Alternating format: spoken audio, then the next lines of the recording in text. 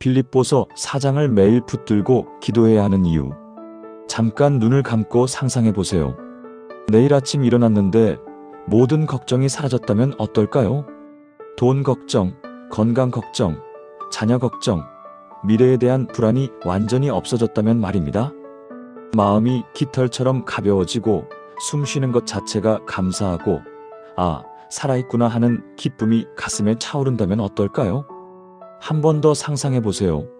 오늘 하루 종일 누군가 여러분을 지키고 보호하고 계신다는 확신이 든다면 어떨까요? 아무리 어려운 일이 닥쳐도 나는 할 수 있어. 나에게는 능력이 있어 라는 자신감이 넘친다면 어떨까요? 사람들과의 관계에서도 화내지 않고 늘 온유하고 관용을 베푸는 마음이 생긴다면 어떨까요? 꿈 같은 이야기라고 생각하시나요? 그런데 놀라운 것이 있습니다. 2000년 전 로마 감옥에 갇힌 한 죄수가 쓴 편지 한 장이 바로 이런 삶을 약속하고 있다는 것입니다. 그 죄수의 이름은 사도 바울이고 그가 쓴 편지가 바로 빌립보서입니다. 특히 빌립보서 4장에는 우리가 방금 상상했던 모든 것들이 현실이 될 수 있는 놀라운 비밀이 숨겨져 있습니다. 여러분도 그런 경험이 있으실 텐데요. 성경을 읽으면서도 이게 정말 내 삶에서 가능할까? 하는 의문이 들 때가 있지 않으신가요? 특히 바울의 편지를 읽으면서 이 사람은 감옥에서도 기뻐하라고 하네, 염려하지 말라고 하네하면서 현실적으로 받아들이기 어려웠던 적이 있으시지요? 그런데 제가 목회를 하면서 깨달은 것이 있습니다. 빌립보서 4장은 단순한 위로의 말씀이 아닙니다. 이것은 하나님이 우리에게 주신 실제적이고 구체적인 생활 매뉴얼입니다. 그리고 이 매뉴얼대로 살았을 때 정말로 우리 삶에 기적 같은 변화가 일어납니다. 오늘 여러분과 함께 빌립보서 4장 안에 숨겨진 7가지 놀라운 비밀을 나누겠습니다. 이 7가지가 여러분의 삶을 완전히 바꿀 것입니다. 첫 번째, 주 안에서 항상 기뻐하라. 여러분의 마음 상태가 어떠신가요? 혹시 요즘 기뻐할 일이 별로 없다고 느끼고 계시지는 않나요? 세상을 보면 기뻐할 만한 소식보다는 걱정거리가 더 많아 보입니다. 경제는 어렵고 건강은 염려되고 미래는 불투명해 보입니다. 이런 상황에서 기뻐하라는 말씀을 들으면 솔직히 현실적이지 않다는 생각이 들 때가 있지요. 그런데 바울은 빌립보서 4장 4절에서 이렇게 말합니다. 주 안에서 항상 기뻐하라. 내가 다시 말하노니 기뻐하라. 빌립보서 4장 4절. 여기서 핵심은 주 안에서입니다. 바울이 말하는 기쁨은 상황에 따라 좌우되는 감정이 아닙니다. 이것은 예수 그리스도 안에서 누리는 영적인 기쁨입니다. 바울은 이 편지 감옥에서 썼습니다. 손목에는 쇠사슬이 채워져 있고 언제 죽을지도 모르는 상황이었습니다. 그런데도 그는 기뻐하라고 말하고 있습니다. 이것이 어떻게 가능할까요? 그것은 바울이 자신의 상황보다 더 큰 진실을 붙들고 있었기 때문입니다. 예수 그리스도께서 십자가에서 죽으시고 부활하심으로 우리에게 영원한 구원을 주셨다는 진실 말입니다. 이 구원은 어떤 상황에서도 빼앗길 수 없는 것입니다. 감옥에 갇혀도 병들어도 가난해져도 외로워도 변하지 않는 것입니다. 제가 목회하면서 만난 한 집사님의 이야기를 들려드리겠습니다. 김영순 집사님은 67세에 갑자기 남편을 잃으셨습니다. 45년을 함께 살던 남편이 심장마비로 세상을 떠난 것입니다. 처음 몇 달은 정말 힘드셨습니다. 아침에 일어나면 옆자리가 비어있고 밥을 해도 혼자 먹어야 하는 현실이 너무 버거우셨다고 합니다. 교회에 나와서도 눈물만 흘리셨습니다. 그런데 어느 날 새벽 기도회에서 빌립보서 4장 4절 말씀을 묵상하게 되셨습니다. 주 안에서 항상 기뻐하라. 집사님은 이렇게 기도했다고 합니다. 하나님, 저는 지금 기뻐할 수가 없습니다. 남편이 없는데 어떻게 기뻐합니까? 그런데 말씀이 주 안에서 기뻐하라고 하시니 주님 때문에 기뻐할 이유를 찾게 해주세요. 그날부터 집사님은 매일 아침 주님 때문에 감사할 것들을 찾기 시작하셨습니다. 주님이 나를 구원해 주셔서 감사합니다. 주님이 천국을 예비해 주셔서 감사합니다. 주님이 오늘도 나와 함께 하셔서 감사합니다. 처음에는 억지로 하는 것 같았지만 일주일, 한 달이 지나면서 마음에 진짜 기쁨이 생기기 시작했습니다. 상황은 똑같았습니다. 남편은 여전히 돌아오지 않았고 집은 여전히 조용했습니다. 하지만 예수님이 주시는 기쁨이 그 모든 슬픔을 덮기 시작했습니다. 지금 집사님은 교회에서 새 신자 전도에 가장 열심이신 분 중 한 분이 되셨습니다. 사람들이 어떻게 그렇게 기뻐 보이세요? 라고 물으면 예수님 때문입니다 라고 대답하신다고 합니다. 사랑하는 여러분, 함께 기도해 보시겠습니까? 사랑하는 하나님 아버지, 오늘 제게 주신 빌립보서 4장 4절 말씀을 감사합니다. 제 상황이 어떠하든 주 안에서 기뻐할 수 있다는 약속을 주셔서 감사합니다. 때로는 기뻐할 이유를 찾기 어려울 때가 있지만 예수님이 저를 구원해 주신 그 은혜만으로도 충분히 기뻐할 이유가 됨을 고백합니다. 오늘 하루도 주 안에서 참된 기쁨을 누리게 하소서. 예수님의 이름으로 기도합니다. 아멘. 이 기쁨은 여러분의 것입니다. 상황이 바뀌어서가 아니라 여러분이 예수님 안에 있기 때문입니다. 두 번째, 모든 사람에게 관용을 베풀라. 사람과의 관계에서 스트레스를 받은 적이 있으신가요? 아무리 선하게 대해도 이해해주지 않는 사람들 때문에 마음이 상한 적이 있으시지요? 직장에서든 가정에서든 심지어 교회에서도 사람 때문에 힘들어할 때가 있습니다. 그럴 때마다 우리는 그 사람을 멀리하고 싶어지고 때로는 똑같이 대응하고 싶어집니다. 하지만 바울은 빌립보서 4장 5절에서 놀라운 명령을 합니다. 너희 관용을 모든 사람에게 알게 하라. 주께서 가까이 계시니라. 빌립보서 4장 5절. 관용이라는 말은 원어로 에피에이케스인데 이는 온유함, 부드러움, 너그러움을 뜻합니다. 이것은 상대방의 잘못을 보고도 화내지 않고 오히려 이해하려고 노력하는 마음입니다. 그런데 여기서 중요한 것은 주께서 가까이 계시니라는 말씀입니다. 우리가 관용을 베풀 수 있는 이유는 주님이 우리와 함께 계시기 때문입니다. 주님이 우리에게 얼마나 많은 관용을 베푸셨는지 생각해 보세요. 우리가 하나님께 수없이 실망을 드렸지만 하나님은 우리를 포기하지 않으셨습니다. 우리가 같은 죄를 반복해서 지었지만 하나님은 계속 용서해 주셨습니다. 바로 그 하나님이 지금도 우리와 함께 계시기 때문에 우리도 다른 사람들에게 관용을 베풀 수 있는 것입니다. 제가 목회하면서 경험한 일 중에 이런 일이 있었습니다. 우리 교회에 이정미 집사님이라는 분이 계셨는데 직장에서 정말 힘든 상황에 처하셨습니다. 같은 부서에 김 과장이라는 분이 계셨는데 이분이 집사님을 계속 괴롭혔다고 합니다. 일이 잘못되면 집사님 탓을 하고 공로는 자기가 가져가고 심지어 다른 직원들 앞에서 모욕적인 말을 하기도 했습니다. 집사님은 몇 달 동안 이런 일을 당하면서 정말 힘들어하셨습니다. 퇴사를 생각할 정도였습니다. 그러던 어느 날 새벽 기도회에서 빌립보서 4장 5절 말씀을 들으셨습니다. 너희 관용을 모든 사람에게 알게 하라. 집사님은 처음에는 이 말씀이 받아들여지지 않았다고 합니다. 하나님, 저 사람이 저에게 얼마나 심하게 했는데 관용을 베풀라고 하십니까? 하지만 계속 묵상하면서 주께서 가까이 계시니라는 말씀이 마음에 다가왔습니다. 아, 주님이 나와 함께 계시구나. 주님이 나에게 얼마나 많은 관용을 베푸셨는지 생각해보자. 그날부터 집사님은 김 과장을 위해 기도하기 시작하셨습니다. 쉽지 않았습니다. 처음 일주일은 기도하면서도 속으로는 화가 났습니다. 하지만 계속 기도하면서 조금씩 마음이 변하기 시작했습니다. 그리고 김 과장에게 작은 친절을 베풀기 시작하셨습니다. 커피를 타다 드리고 힘들어 보일 때 일을 도와드리고 생일에는 작은 선물도 준비했습니다. 처음에 김 과장은 의아해했습니다. 왜 저 사람이 갑자기 나에게 친절하게 하지? 하지만 집사님의 진심 어린 관용이 계속되자 김 과장의 마음도 서서히 변하기 시작했습니다. 6개월 후 김 과장이 집사님에게 찾아와서 말했습니다. 집사님, 그동안 정말 죄송했습니다. 제가 너무 심하게 했는데도 집사님은 계속 저에게 친절하게 해주셔서 제가 잘못 생각했던 것 같습니다. 지금 김 과장은 집사님과 가장 가까운 동료가 되셨고 심지어 교회에도 나오시기 시작하셨습니다. 집사님이 베푼 관용이 한 사람의 인생을 바꾼 것입니다. 사랑하는 여러분, 함께 기도해 보시겠습니까?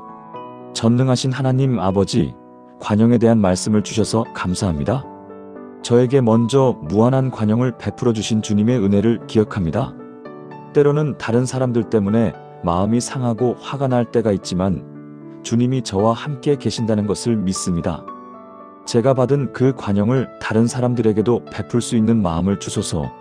모든 사람에게 관용을 알게 하는 삶을 살게 하소서. 예수님의 이름으로 기도합니다. 아멘. 관용은 약함이 아닙니다.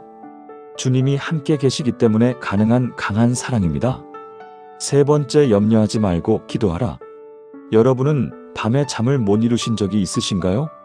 내일 일이 걱정되고 다음 주가 염려되고 내년이 불안해서 뒤척이신 적이 있으시죠?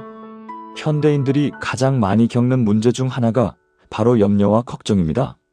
건강 걱정, 경제 걱정, 자녀 걱정, 미래에 대한 불안이 우리를 짓누릅니다. 그런데 바울은 빌립보서 4장 6-7절에서 염려에 대한 하나님의 완벽한 해답을 제시합니다. 아무것도 염려하지 말고 다만 모든 일에 기도와 간구로 너희 구할 것을 감사함으로 하나님께 아뢰라.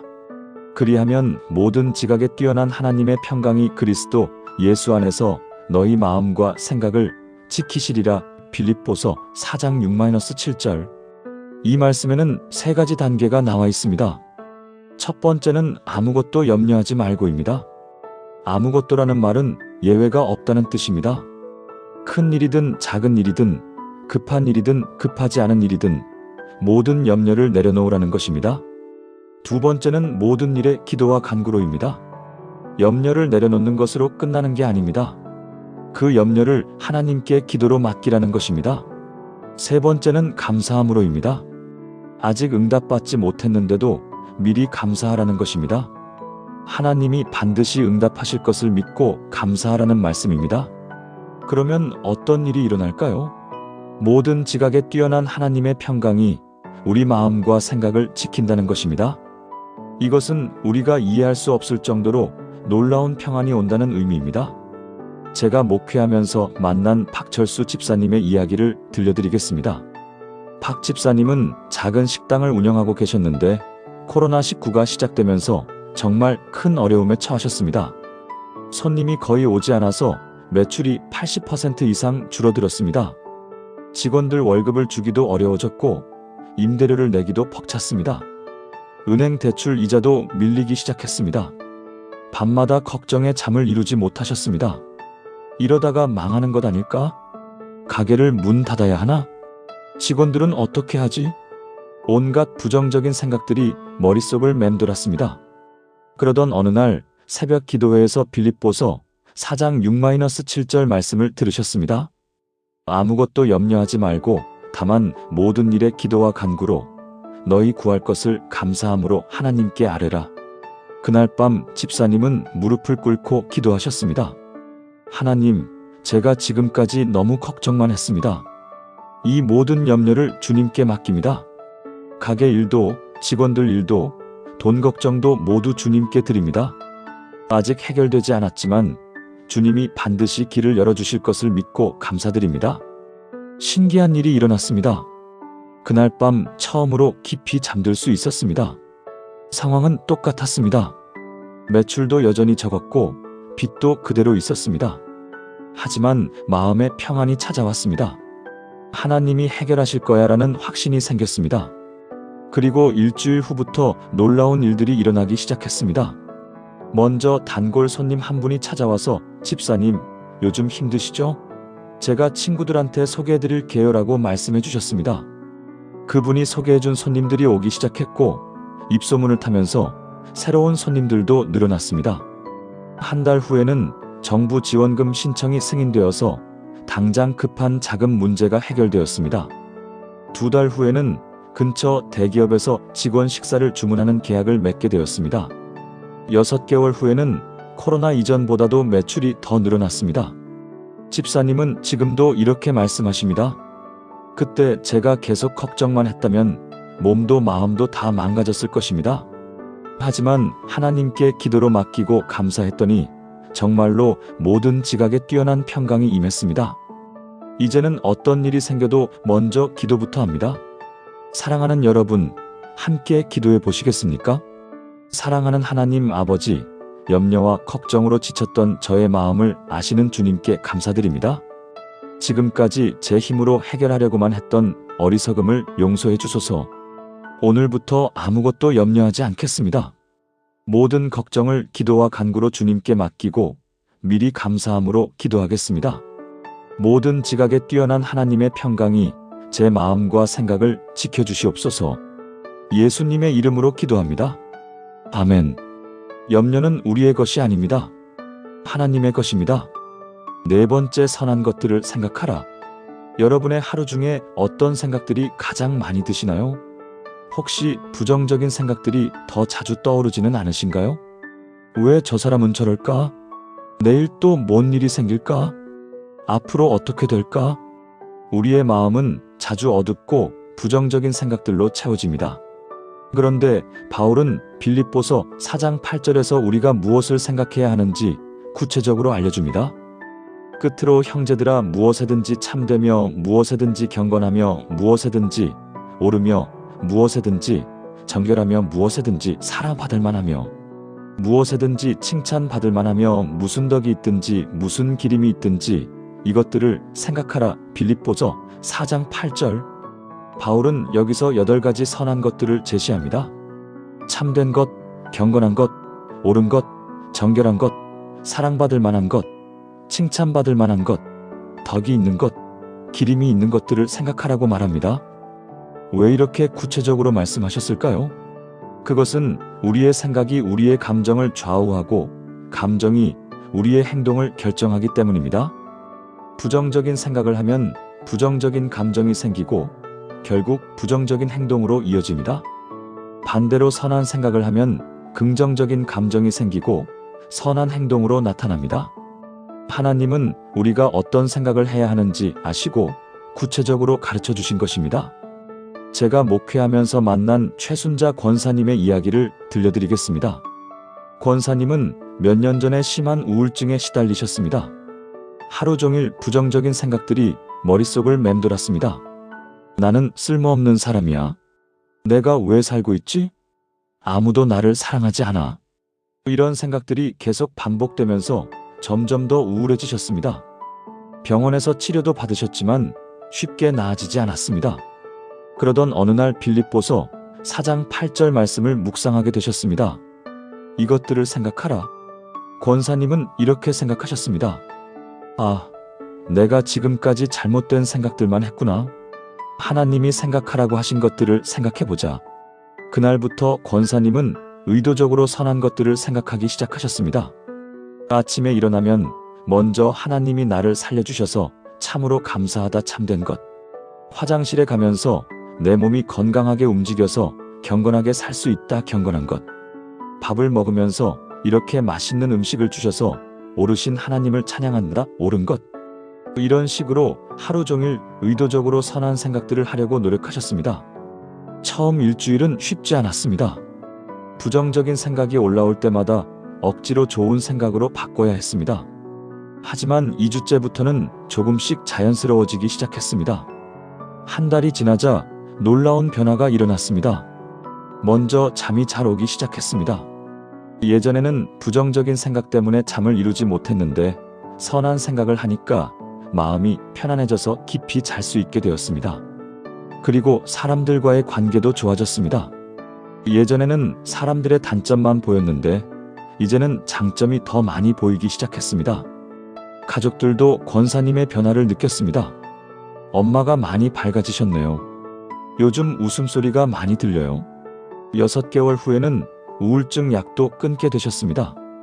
의사도 이렇게 빨리 회복되는 경우는 드뭅니다라고 말할 정도였습니다. 지금 권사님은 교회에서 상담 사역을 하고 계십니다. 우울증으로 고생하는 분들에게 빌립보서 4장 8절 말씀을 나누시면서 실제적인 도움을 주고 계십니다. 권사님은 이렇게 말씀하십니다. 생각을 바꾸니까 인생이 바뀌었습니다. 같은 하루를 살아도 천국처럼 살 수 있다는 것을 깨달았습니다. 사랑하는 여러분, 함께 기도해 보시겠습니까? 지혜의 하나님 아버지, 제 생각을 다스리는 방법을 가르쳐 주셔서 감사합니다. 지금까지 부정적인 생각들로 제 자신과 주변을 힘들게 했던 것을 용서해 주소서. 오늘부터 참된 것, 경건한 것, 옳은 것, 정결한 것, 사랑받을 만한 것, 칭찬받을 만한 것, 덕이 있는 것, 기림이 있는 것들을 생각하겠습니다. 제 마음과 생각을 선한 것들로 채워주시고 그것이 선한 행동으로 나타나게 하소서. 예수님의 이름으로 기도합니다. 아멘. 생각을 바꾸면 인생이 바뀝니다. 하나님이 주신 선한 생각들로 여러분의 마음을 채우세요. 5번째, 배운 것을 실행하라. 여러분은 성경을 읽거나 설교를 들은 후에 어떻게 하시나요? 아, 좋은 말씀이네 하고 끝나시는 경우가 많지 않으신가요? 머리로는 이해했는데 실제로 행동으로 옮기지는 못하는 경우가 많지요. 그런데 바울은 빌립보서 4장 9절에서 단순히 아는 것으로 끝나지 말고 행동하라고 명령합니다. 너희는 내게 배우고 받고 듣고 본 바를 행하라. 그리하면 평강의 하나님이 너희와 함께 계시리라. 빌립보서 4장 9절. 여기서 바울은 4가지를 말합니다. 배우고 받고 듣고 본 것을 행하라는 것입니다. 배운 것은 바울로부터 가르침을 받은 진리들입니다. 받은 것은 바울이 전해준 전통과 관습들입니다. 들은 것은 바울의 설교와 가르침들입니다. 본 것은 바울의 삶 자체입니다. 즉, 단순히 지식으로만 알고 있는 것이 아니라 삶으로 배우고 경험한 모든 것을 실행하라는 것입니다. 그러면 어떤 약속이 주어집니까? 평강의 하나님이 너희와 함께 계시리라. 이것은 하나님의 평안이 그 사람의 삶 전체에 임한다는 의미입니다. 말씀을 행할 때 하나님께서 직접 함께 하신다는 놀라운 약속입니다. 제가 목회하면서 만난 강대훈 집사님의 이야기를 들려드리겠습니다. 강 집사님은 평생 건설 현장에서 일하신 분이셨습니다. 교회는 다녔지만 성경 말씀을 실제로 적용해서 사는 것은 쉽지 않다고 생각하셨습니다. 건설 현장은 거친 곳이고 욕설과 폭언이 일상인 곳이었으니까요. 교회에서는 사랑하라고 하지만 현장에서는 그렇게 살 수 없어 라고 생각하셨습니다. 그러던 어느 날 빌립보서 4장 9절 말씀을 묵상하게 되셨습니다. 너희는 내게 배우고 받고 듣고 본 바를 행하라.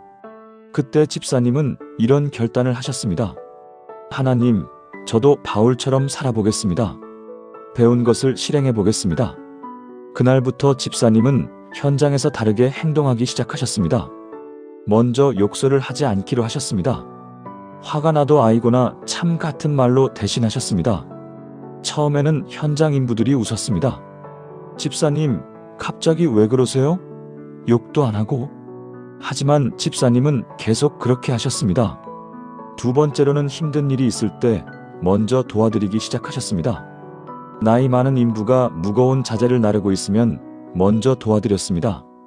점심시간에는 혼자 먹는 인부가 있으면 같이 먹자고 하셨습니다.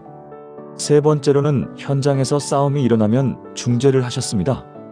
감정적으로 대립하는 인부들 사이에 들어가서 서로 이해해 봅시다라고 말씀하셨습니다. 처음에는 효과가 없어 보였습니다. 현장은 여전히 거칠었고 사람들도 별로 달라지지 않았습니다. 그런데 3개월 정도 지나자 변화가 일어나기 시작했습니다. 먼저 젊은 인부 한 명이 집사님께 다가왔습니다. 집사님, 저도 집사님처럼 욕 안 하고 살고 싶은데 어떻게 하면 되나요? 그 인부는 집사님의 교회에 나오기 시작했습니다. 6개월 후에는 현장 전체 분위기가 달라졌습니다. 사람들이 서로 더 친절해졌고 싸움도 현저히 줄어들었습니다. 현장 소장도 요즘 우리 현장 분위기가 참 좋아졌네요. 집사님이 있어서 그런 것 같아요라고 말했습니다. 1년 후에는 집사님이 있는 현장이 회사에서 가장 일하고 싶어하는 현장이 되었습니다.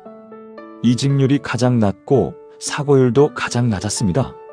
생산성도 다른 현장보다 높았습니다. 집사님은 이렇게 간증하셨습니다. 말씀을 실행하니까 정말로 평강의 하나님이 함께 계신다는 것을 경험했습니다. 처음에는 손해볼 것 같았는데 오히려 모든 일이 잘 풀렸습니다. 이제는 어떤 상황에서도 말씀대로 살려고 합니다. 지금 집사님은 건설회사에서 현장 관리 책임자가 되셨고 많은 후배들에게 신앙의 본이 되고 계십니다. 사랑하는 여러분, 함께 기도해 보시겠습니까? 순종의 하나님 아버지, 말씀을 실행하는 삶에 대해 가르쳐 주셔서 감사합니다. 지금까지 말씀을 듣기만 하고 행동하지 않았던 게으름을 용서해 주소서. 오늘부터 배우고 받고 듣고 본 바를 실행하겠습니다. 제 일터에서, 가정에서, 모든 관계에서 말씀대로 살게 하소서. 평강의 하나님이 저와 함께 계시다는 확신을 주소서. 예수님의 이름으로 기도합니다. 아멘. 말씀을 행할 때 하나님이 직접 함께 하십니다. 두려워하지 마시고 실행해 보세요. 6번째, 자족하는 법을 배우라. 여러분은 자신의 현재 상황에 만족하고 계신가요? 좀 더 있었으면 좋겠다, 좀 더 나았으면 좋겠다 하는 생각이 자주 드시지 않나요? 더 많은 돈, 더 좋은 집, 더 좋은 차, 더 높은 지위를 원하는 마음이 있지요. 이런 불만족은 우리를 계속 불행하게 만듭니다. 아무리 가져도 더 원하게 되고 아무리 성취해도 만족하지 못합니다. 그런데 바울은 빌립보서 4장 11-12절에서 놀라운 비밀을 알려줍니다. 내가 궁핍함으로 말하는 것이 아니니라. 어떠한 형편에든지 나는 자족하기를 배웠노니 나는 비천에 처할 줄도 알고 풍부에 처할 줄도 알아. 모든 일 곧 배부름과 배고픔과 풍부와 궁핍에도 처할 줄 아는 일체의 비결을 배웠노라. 빌립보서 4장 11-12절. 여기서 핵심은 자족하기를 배웠노니라는 말입니다. 자족은 저절로 오는 것이 아닙니다. 배워야 하는 것입니다. 바울은 일체의 비결을 배웠노라고 말합니다. 어떤 상황에서든 만족할 수 있는 비밀이 있다는 것입니다. 그 비밀이 무엇일까요? 그것은 환경에서 만족을 찾는 것이 아니라 하나님 안에서 만족을 찾는 것입니다. 바울은 감옥에 있으면서도 자족했습니다. 왜냐하면 그의 만족의 근원이 하나님이었기 때문입니다. 하나님이 함께 계시고 하나님이 필요한 것을 공급해 주시고 하나님이 영원한 상급을 준비해 두셨다는 것을 알았기 때문입니다.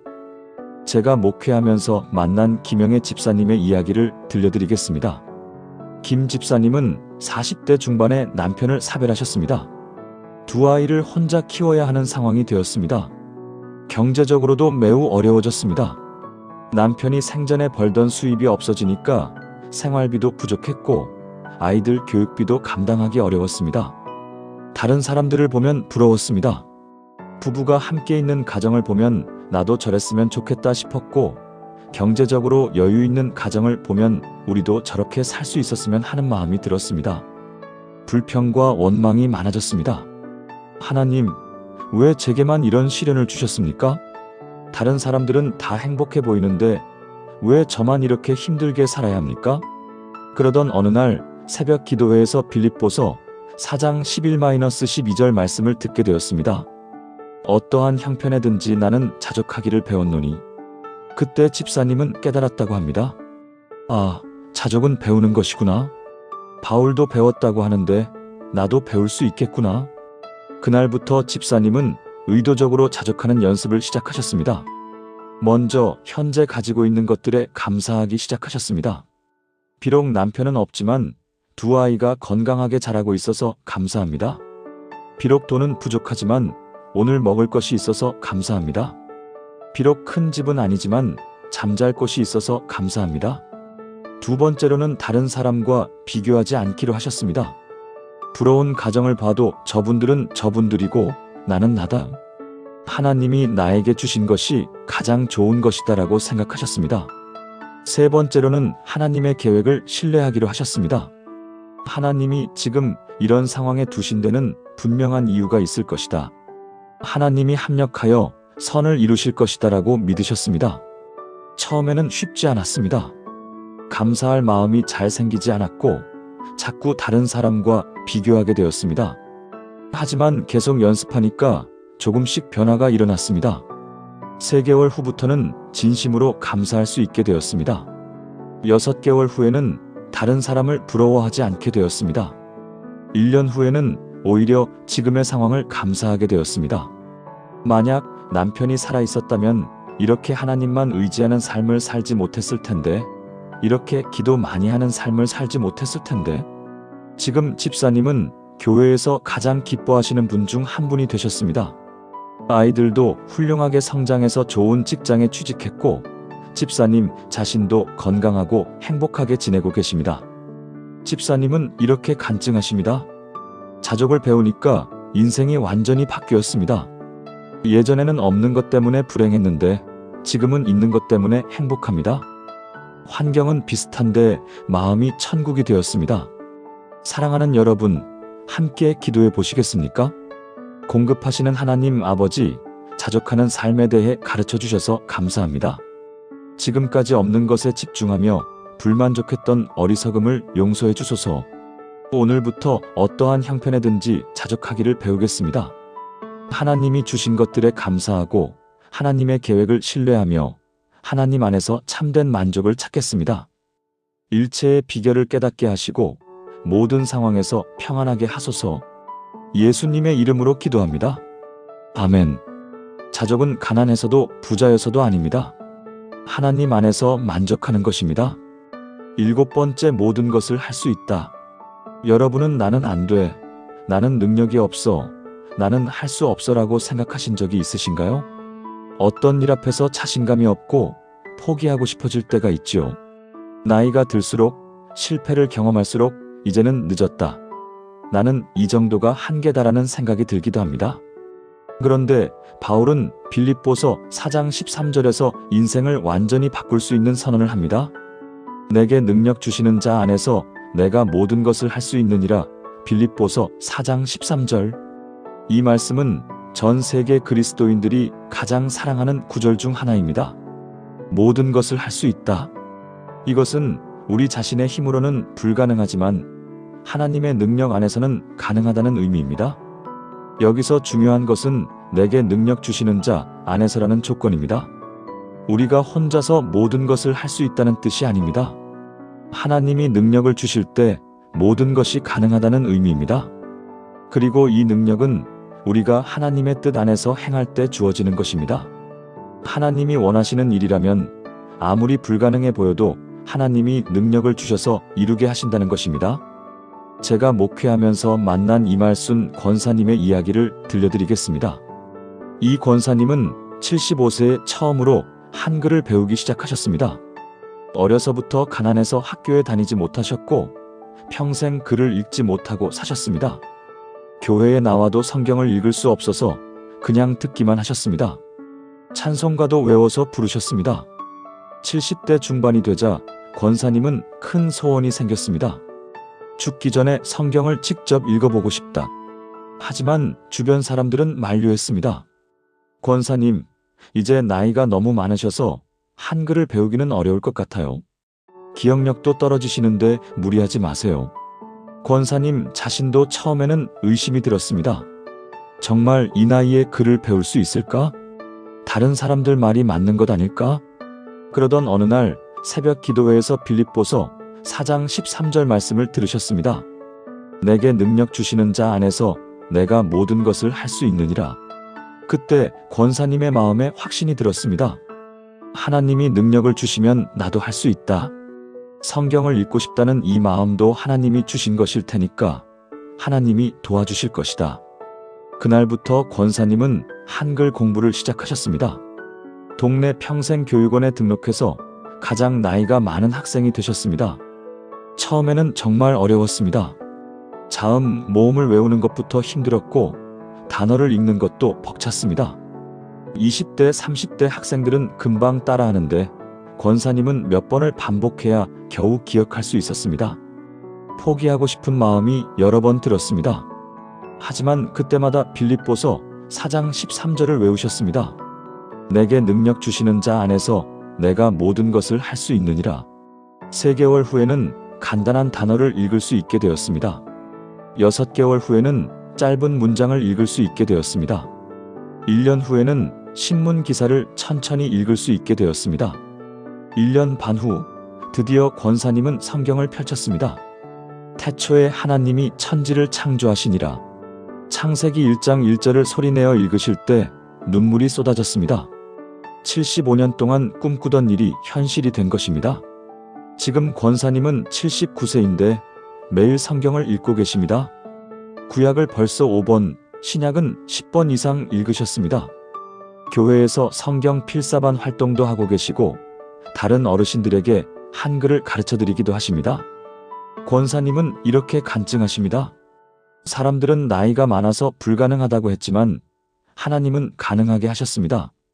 내가 한 것이 아니라 하나님이 능력을 주셔서 할 수 있었습니다. 이제는 뭐든지 도전할 수 있다는 자신감이 생겼습니다. 권사님의 이야기는 지역 신문에도 나고 TV 방송에도 소개되어서 많은 사람들에게 감동을 주었습니다. 특히 비슷한 상황에 있는 어르신들에게 큰 용기를 주었습니다. 사랑하는 여러분, 함께 기도해 보시겠습니까? 전능하신 하나님 아버지, 모든 것을 할 수 있다는 약속의 말씀을 주셔서 감사합니다. 지금까지 나는 안 돼, 나는 할 수 없어라고 생각했던 제한적인 사고를 용서해 주소서. 주님이 능력을 주시면 모든 것이 가능함을 믿습니다. 제가 포기했던 꿈들, 도전하지 못했던 일들, 불가능하다고 생각했던 것들을 다시 생각해보게 하소서. 주님의 뜻 안에서 모든 것을 할 수 있는 믿음과 용기를 주소서. 내게 능력 주시는 자 안에서 승리하게 하소서. 예수님의 이름으로 기도합니다. 아멘. 여러분에게 불가능은 없습니다. 하나님이 함께 하시면 모든 것이 가능합니다. 지금까지 나눈 빌립보서 4장의 7가지 놀라운 약속들을 하나의 기도로 하나님 앞에 드리겠습니다. 함께 기도하시겠습니까? 전능하시고 사랑이 많으신 하나님 아버지, 오늘 이 시간 빌립보서 4장을 통해 주신 7가지 놀라운 약속들을 감사드립니다. 주 안에서 항상 기뻐하는 삶을 가르쳐 주시고 모든 사람에게 관용을 베풀 수 있는 마음을 주시며 염려 대신 기도로 응답하시고 선한 것들을 생각하는 지혜를 주시며 배운 것을 실행하는 용기를 주시고 어떤 형편에서든 자족하는 비결을 가르쳐 주시며 모든 것을 할 수 있는 능력을 약속해 주신 주님을 찬양합니다. 저는 고백합니다.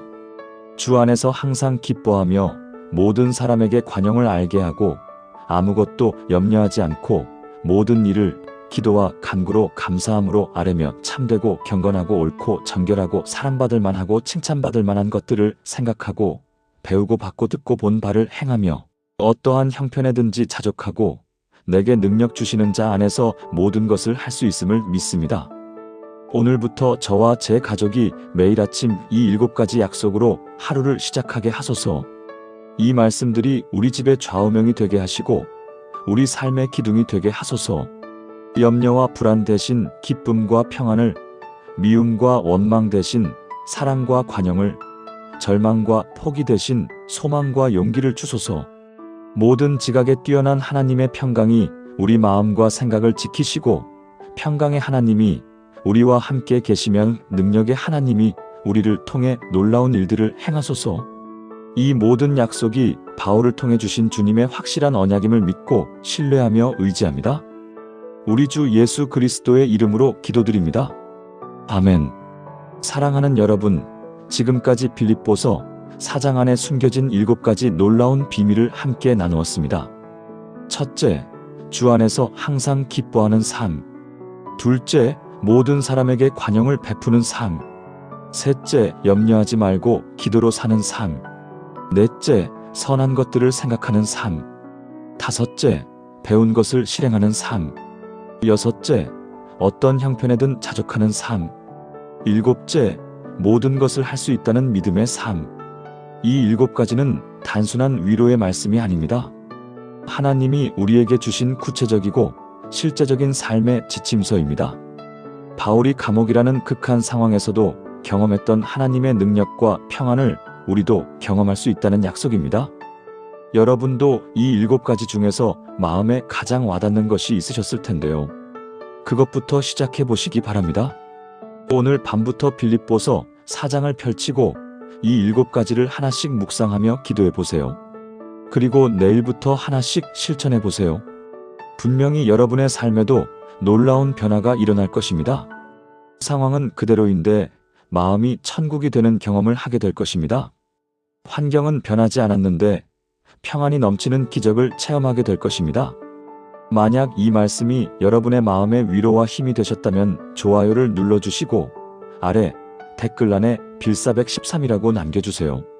그리고 주변에 힘들어하는 분들이 계시다면 이 영상을 공유해 주셔서 더 많은 분들이 빌립보서 4장의 은혜를 함께 받을 수 있도록 도와주시기 바랍니다. 하나님의 풍성한 은혜와 평강이 여러분의 가정과 삶에 늘 함께 하시기를 축복합니다. 오늘도 빌립보서 4장의 7가지 약속을 붙들고 승리하는 하루 되세요. 감사합니다.